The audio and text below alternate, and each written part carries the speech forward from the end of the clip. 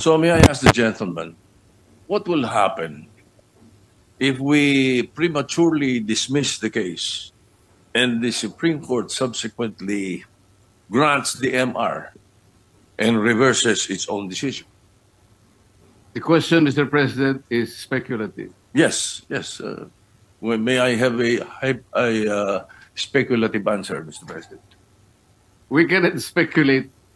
We can only guess, second guess, because on the basis of our experience as a practicing lawyer, Mr. President, ito pong ganitong klaseng desisyon, talaga pong wala na pong kaduda-duda na kahit po mag-file pa tayo ng motion for reconsideration. We are hoping against hope. It is as if we are wishing for the moon. Palagay nyo po, palagay nyo lang po merong isa na nag-reverse. Hindi rin po ma-overturn eh. Kasi po ang kailangan po ninyo ay 8 ang mag-reverse.